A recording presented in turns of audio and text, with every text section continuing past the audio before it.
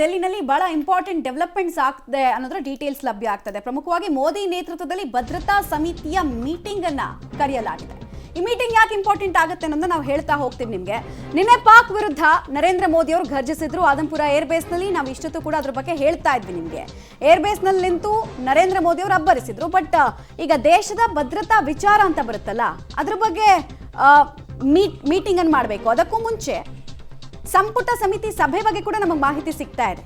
First ಭದ್ರತಾ ಸಂಪುಟ ಸಮಿತಿ ಸಭೆಯಲ್ಲಿ ಚರ್ಚೆಗಳಾಗತ್ತೆ, ನಂತರ ಅದನ್ನ ಸಚಿವ ಸಂಪುಟ ಸಭೆಯಲ್ಲಿ ಕೂಡ ಚರ್ಚೆಗಳಾಗತ್ತೆ ಅನ್ನೋದ್ರ ಮಾಹಿತಿ ಇದೆ. So back to back meeting ಅನ್ನ ಇವತ್ತು ಕೂಡ ನಾವು ಎಕ್ಸ್ಪೆಕ್ಟ್ ಮಾಡ್ಬೋದು.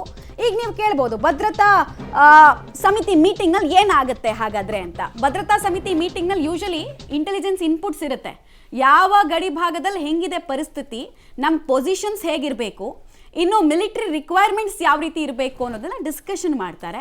ಅದಾದ ನಂತರ ಒಂದಷ್ಟು ಬ್ರೀಫಿಂಗ್ ಅನ್ನು ತೆಗೆದುಕೊಂಡು ನಂತರ ಸಚಿವ ಸಂಪುಟ ಸಭೆಯಲ್ಲೂ ಕೂಡ ಇದು ಚರ್ಚೆ ಆಗತ್ತೆ ಅನ್ನೋದ್ರ ಮಾಹಿತಿ. ಆಪರೇಷನ್ ಸಿಂಧೂರಕ್ಕೆ ಮೊದಲು ಒಂದ್ ಸರ್ತಿ ಇದೇ ರೀತಿ ಮೀಟಿಂಗ್ ಆಗಿತ್ತು, ಭದ್ರತಾ ಸಂಪುಟ ಸಮಿತಿ ಸಭೆ. ಈಗ ನೆಕ್ಸ್ಟ್ ಕದನ ವಿರಾಮ ಸಂದರ್ಭದಲ್ಲಿ ನಡೀತಾ ಇದೆ. ಎಕ್ಸಾಕ್ಟ್ಲಿ. ಸೊ ಗಿರೀಶ್ ಸರ್, ನನ್ನ ನೆಕ್ಸ್ಟ್ ಪ್ರಶ್ನೆ ಇರೋದು, ಅಮೆರಿಕ ಯೂಶಲಿ ಹೆಂಗೆ ಕನಸು ಕಾಣ್ತಾ ಇತ್ತು ಅಂದರೆ ಮಿಡ್ಲ್ ಈಸ್ಟ್ನಲ್ಲಿ ಇರುವಂತಹ ಗಾಜಾವನ್ನು ನಾವು ಲಾಸ್ ವೆಗಾಸ್ ಮಾಡ್ತೀವಿ ಅಂತ ಅವ್ರು ಹೇಳಿಕೆಗಳನ್ನು ಕೂಡ ಕೊಟ್ಟಿದ್ರು. ಆಗಲಿಲ್ಲ ಅದು. ಆಮೇಲೆ ರಷ್ಯಾ ಉಕ್ರೇನ್ ಯುದ್ಧವನ್ನು ನಾನು ಅಧ್ಯಕ್ಷ ಆಗಿದ್ದು ಫಸ್ಟ್ ಡೇನೇ ನಿಲ್ಲಿಸ್ಬಿಡ್ತೀನಿ ಅಂತ ಹೇಳಿದ್ರು. ಅಧ್ಯಕ್ಷರಾಗಿ 120 ದಿನ ಆಯಿತು, ಅದೂ ಆಗಲಿಲ್ಲ. ಈಗ ಸುಮ್ಮನೆ ಇದ್ರ ಕ್ರೆಡಿಟ್ ತಗೊಳ್ಳೋದ್ರ ಮೂಲಕ ಪೋಸ್ಟ್ ಅಮೆರಿಕ ವರ್ಲ್ಡಲ್ಲಿ ನಾವಿಲ್ಲ, ಅಮೆರಿಕಾ ವರ್ಲ್ಡಲ್ಲೇ ನಾವು ಇದ್ದೀವಿ ಅನ್ನೋದನ್ನ ತೋರಿಸೋದಕ್ಕೆ ಹೊರಟಿರೋದಾ ಹೇಗೆ?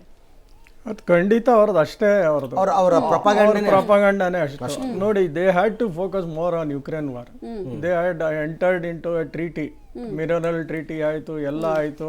ಸೊ ಅವರ ಅಲ್ಲಿ ಅತಿ ಹೆಚ್ಚಿಗೆ ಅವ್ರ ಫೋಕಸ್ ಬೇಕಿತ್ತು. ನಮ್ಮ ಫೋಕಸ್ ಅವ್ರಿಗೇನು ಬೇಕಿರಲಿಲ್ಲ ಒಂದು. ಆದರೂ ಈ ಪಾಕಿಸ್ತಾನನ ಅವ್ರು ಬಿಟ್ಕೊಡಕ್ಕೆ ತಯಾರಿಲ್ಲ.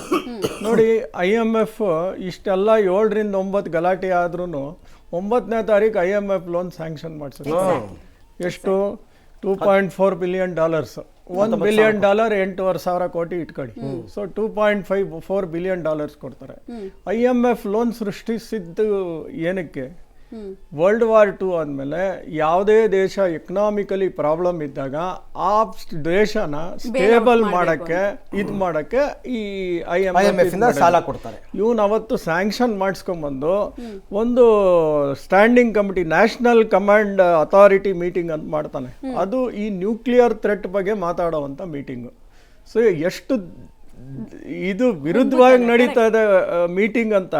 ಇದರಲ್ಲಿ IMF ಕ್ರೆಡಿಬಿಲಿಟಿನೂ ಇದರಲ್ಲಿ ಡೌಟ್ ಬರುತ್ತೆ. ಏನು ಇವ್ರು ಯಾಕೆ ಕೊಟ್ಟರು ಸಾಲ? ಇವ್ನು ನೋಡಿದ್ರೆ IMF ಮೀಟಿಂಗ್ ಮಾಡಿಬಿಟ್ಟು ಈಸ್ ದುಡ್ಡು ಸ್ಯಾಂಕ್ಷನ್ ಮಾಡಿಸ್ಕೊಂಬಂದು ಇಲ್ಲಿ ನ್ಯೂಕ್ಲಿಯರ್ ಥ್ರೆಟ್ ಮೀಟಿಂಗ್ ಮಾಡ್ತಾನೆ ಸೇಮ್ 9ನೇ ತಾರೀಕು.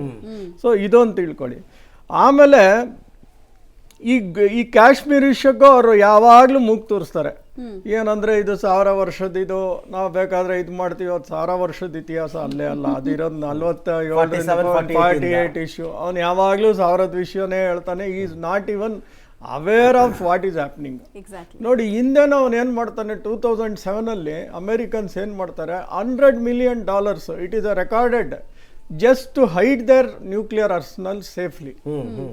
$100 ಮಿಲಿಯನ್ ಖರ್ಚು ಮಾಡ್ತಾರೆ. ಅದು ಫೆಡರಲ್ ಬಡ್ಜೆಟ್ ಅಲ್ಲೂ ಅನೌನ್ಸ್ ಆಗಿದೆ. ನೀವು ಯಾವುದೇ ಗೂಗಲ್ ಮಾಡಿ ನೋಡಿದ್ರು 2007 $100 million just to hide the nuclear missiles inside Pakistan ಇವ್ರಿಗೆ ಕೊಡ್ತಾರೆ. ಸೊ ಇದರಿಂದ ನಿಮ್ಗೆ ಏನ್ ಅನ್ಸುತ್ತೆ? Do you think America will support us? ತೊಟ್ಲು ತೂಗ್ತಾರೆ, ಮಗುನು ಚುಟ್ತಾರೆ. ಇದೇ ಕೆಲಸ ಅವ್ರದ್ದು. ತೊಟ್ಲು ತೂಗೋದು, ಉಪದ್ರ ಜಾಸ್ತಿ ಅವ್ರದ್ದು. $100 ಮಿಲಿಯನ್ ಕೊಟ್ಬಿಟ್ಟು ನ್ಯೂಕ್ಲಿಯರ್ ಮಿಸೈಲ್ಸ್ ಆಡ್ತಾರೆ. ಬಟ್ ಕೆಲವು ಜನ ಹೇಳ್ತಾರೆ ಅವ್ರ ನ್ಯೂಕ್ಲಿಯರ್ ಮಿಸೈಲ್ ಅಲ್ಲೇ ಆಡ್ಕೊಂಡಿದೆ ಅಂತ. ಕಿರಾನ ಹಿಲ್ಸ್ ಅಲ್ಲಿ ಅವ್ರ ಕೆಲವು ನ್ಯೂಕ್ಲಿಯರ್ ಮಿಸೈಲ್ಸ್ ಅವರೇ ಆಡ್ಕೊಂಡು ಕೂತಿದ್ದಾರೆ ಅಂತ. ಸೇಮ್ ರಷ್ಯಾನು ಅದೇ ಮಾಡುತ್ತೆ. ಫಸ್ಟ್ ಪುತಿನ್ ಈ tells that we are standing with India. BRICS April 30th ಒಂದು ಮೀಟಿಂಗ್ ಆಗುತ್ತೆ. ಅಲ್ಲಿ ಇವರೆಲ್ಲ ಒಂದು ಚೈನೀಸು ಇವರೆಲ್ಲ ಮಾತಾಡ್ತಾರೆ. ಅವಾಗ ನಾವು ಬೇಕಾದ್ರೆ ಮಧ್ಯಸ್ಥಿಕೆ ವಹಿಸ್ತೀವಿ, ಇವರಿಬ್ರು ಮಧ್ಯ ಎಸ್ಕಲೇಟ್ ಆಗಲ್ಲ ಅಂತ ಹೇಳ್ತಾರೆ. ಅಲ್ಲೂ ಪುತಿನ್ ಚೇಂಜ್ ಮಾಡ್ತಾನೆ. ಸಿ, ನಮ್ಗೇನಾಗ್ಬಿಟ್ಟಿದೆ ಅಂದ್ರೆ ಯಾರನ್ನು ನಂಬಕ್ಕಾಗ್ತಾ ಇಲ್ಲ. ಈಗ India has to stand on its own strength alone. Do it yourself, DIY ಅಂತಾರಲ್ಲ, ಡೂ ಇಟ್ ಯೋರ್ ಸೆಲ್ಫ್ ಅನ್ನೋ ಪರಿಸ್ಥಿತಿಲಿ ನಾವಿದೀವಿ. ಇತ್ಲಾಗ ರಷ್ಯಾ ನಂಬಕ್ಕಾಗ್ತಿಲ್ಲ. ಇತ್ಲಾಗ ಇವ್ರನ್ನ ನಂಬಕ್ಕಾಗ್ತಿಲ್ಲ ಅಮೆರಿಕನ್ಸ್ನ. ಈ ಕಡೆ ಚೈನೀಸು ಅವ್ರು ನಂಬಂಗೆ ಇಲ್ಲ. ರಿಟಾಲಿಯೇಷನ್ ಅಂತಾರೆ, ಕೊಡ್ತಾ ಇರೋದೆಲ್ಲ JSF-17 ಅವ್ರದೇ, PL-15 ಅವ್ರದೇ, ಎಲ್ಲ ಅವ್ರದೇ. ಅವ್ರು HQ-9 ಇದ್ದಿದ್ದು ರೆಡಾರ್ಸ್ ಅವ್ರದೇ, HQ-16 ಇದ್ದಿದ್ದು ರೆಡಾರ್ಸ್ ಅವ್ರದೇ, ಅವ್ರದ್ದು ಆ ಥರ. ಸಿಕ್ಕಾಕೊಂಡಿರೋ ಉಗ್ರರ ಹತ್ರ ಕೂಡ ಅವ್ರದ್ದೇ ವೆಪನ್ಸ್. ಆಮೇಲೆ ಅರ್ಮೇನಿಯಾ ತಗೊಳ್ಳಿ, ಅವರಿಂದನೂ ಬೈರತ್ಕರ್ ಡ್ರೋನ್ಸ್ ಬರ್ತಾ ಇದೆ, ಟರ್ಕಿಯಿಂದನೂ ಬೈರತ್ಕರ್ ಡ್ರೋನ್ಸ್ ಬರ್ತಾ ಇದೆ. See how they are supporting. Yes, ಅದು ಅಂದರೆ ಮೋಹನ್ ಸರ್, ಇಲ್ಲೊಂದು ಪ್ರಶ್ನೆ ಮೂಡುತ್ತೆ. ಭಾರತಕ್ಕೆ ಈ ಸನ್ನಿವೇಶದಲ್ಲಿ ಅರಿವಾಗಬೇಕು, ಮೇಲಿಂದ ಮೇಲೆ ಮೋದಿಯವರು ಬೇರೆ ಬೇರೆ ದೇಶಗಳಿಗೆ ಹೋಗಿ ಫ್ರೆಂಡ್ಶಿಪ್ಪನ್ನು ಮಾಡಿಕೊಂಡು ಅವರೆಲ್ಲರ ಸಪೋರ್ಟು ನಮಗಿದೆ ಅಂತ ನಾವು ಆ ಸಂದರ್ಭದಲ್ಲಿ ಅಂದ್ಕೊಂಡಿರ್ತೀವಿ. ಬಟ್ ಕ್ಲಿಷ್ಟಕರ ಸಮಯ ಅಂತ ಬಂದಾಗ ನಮ್ಮ ಭಾರತದ ಪರ ನಿಲ್ತಕ್ಕಂಥವ್ರು ಯಾರು ಅನ್ನೋದನ್ನು ಈಗಲಾದರೂ ಅರಿವಾಗಬೇಕು ಸರ್ಕಾರಗಳಿಗೆ ಅಂತ ನಾನು ಹೇಳೋದು. ನೋಡಿ, ನಮ್ಮ ಶತ್ರು ರಾಷ್ಟ್ರ ಪಾಕಿಸ್ತಾನ ಅಂಡರ್ ಎಸ್ಟಿಮೇಟ್ ಮಾಡೋ ಹಂಗಿಲ್ಲ ಅವ್ರಿಗೆ. ಹೌದು, ನಾವು ಡೇ ಒನ್ನಿಂದ ಹೇಳ್ಕೊಂಡ್ ಬರ್ತಾ ಇದ್ದೀವಿ. ಯಾವ ಚಾನಲ್ನಲ್ಲಿ ಕೂಡ ನಾ ಈ ವಿಷಯ ಹೇಳಿದ್ದಿಲ್ಲ, ಇವತ್ತು ಪಬ್ಲಿಕ್ ಟಿವಿಯಲ್ಲಿ ಹೇಳ್ತಾ ಇದ್ದೇನೆ. 9ನೇ ತಾರೀಕು ರಾತ್ರಿ DJISPR ಅಂತ ಒಂದು ಇದೆ ಪಾಕಿಸ್ತಾನದಲ್ಲಿ. ಆ ಮನುಷ್ಯ ಒಂದು ವಿಡಿಯೋ ಮೆಸೇಜು ಮಾಡ್ತಾನೆ. हलवारा से अमृतसर पर इंडियन फोर्स अटैक करने वाले हैं, हम माइनॉरिटी के साथ खड़े हैं. ಇದು ಎಲ್ರಿಗೂ ಶಾಕಿಂಗ್ ಆಗ್ತದೆ. ಅದು ಹೆಂಗೆ ಆಗ್ಬೋದು? ಯಾಕಂದರೆ ಹಲವಾರ to Amritsar it's only 100 kilometres. ಆದರೆ ಸೈಬರ್ ವಾರ್ ಅಂತೇವಲ್ಲ, ಆ ಥರ ಹಿ ಹ್ಯಾಸ್ ಡನ್ ಇಟ್.